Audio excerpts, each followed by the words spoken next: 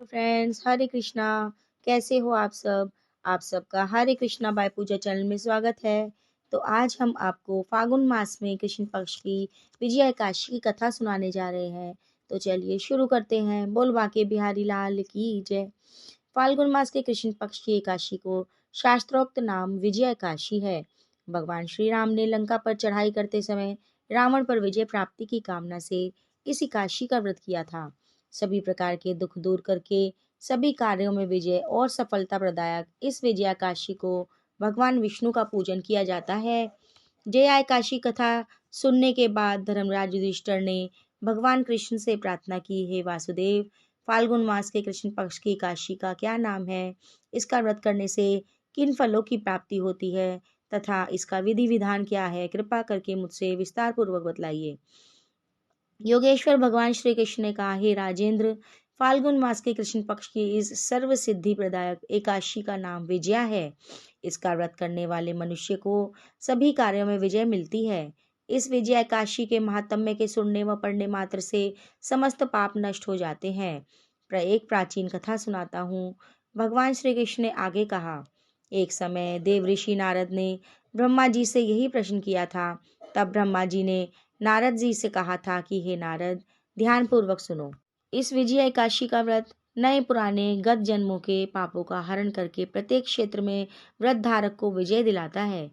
रामायण के प्रसंग का वर्णन करते हुए ब्रह्मा जी ने आगे कहा, त्रेता युग में मर्यादा पुरुषोत्तम श्री रामचंद्र जी को जब 14 वर्ष का वनवास हो गया, तब वे श्री लक्ष्मण तथा सीता सहित पंचवटी में निवास करने लगे। वहां से दुष्ट रावण ने जब सीता जी का हरण कर लिया, तब श्री राम जी तथा लक्ष्मण जी अत्यंत व्याकुल हुए और सीता जी की खोज में चल दिए। घूमते घूमते जब वे मरणासन जटायु के पास पहुंचे, तो जटायु ने उन्हें सीता जी का वृतांत सुनाकर स्वर्ग लोक चले गए। कुछ आगे जाकर उनकी सुग्रीव से मित्रता हुई। बाली का वध किया।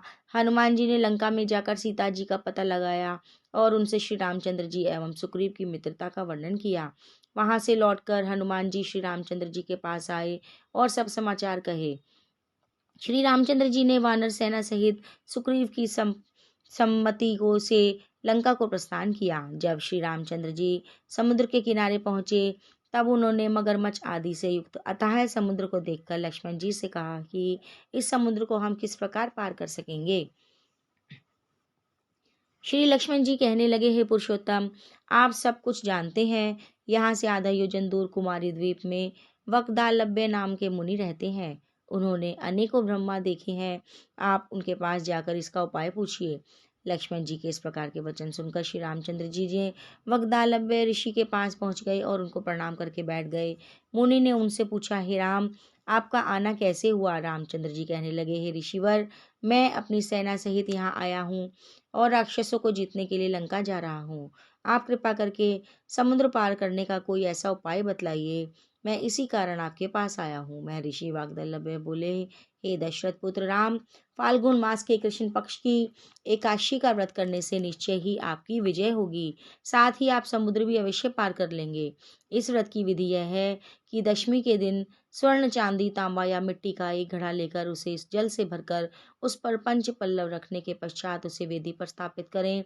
7 अनाज एक जगह मिलाकर घड़ा रखने हेतु वेदी बनाए। घड़े के ऊपर जौ रखें। जौ के ऊपर भगवान श्री नारायण की स्वर्ण प्रतिमा स्थापित करें। एकादशी के दिन स्नान आदि नित्य कर्म से निर्वृत्त होकर धूप दीप नैवेद्य नारियल आदि से भगवान की पूजा करके वह दिन भक्ति पूर्वक घड़े के सामने व्यतीत करें और रात्रि को भी उसी जगह बैठकर जागरण करना चाहिए। द्वादशी के दिन नदी या तालाब के किनारे स्नान आदि से निर्वृत्त होकर उसे घड़े को ब्राह्मण को दे देना चाहिए। यदि तुम इस व्रत को सेनापतियों के साथ करोगे तो अवश्य ही विजयी होगे। इसके पश्चात श्री रामचंद्र जी ने विधि पूर्वक विजयाकाशी का व्रत किया और उसके प्रभाव से लंका में राक्षसों पर विजय पाई। अतः हे राजन, जो मनुष्य इस व्रत को विधि पूर्वक करेगा उसे दोनों लोकों में विजय प्राप्त होगी।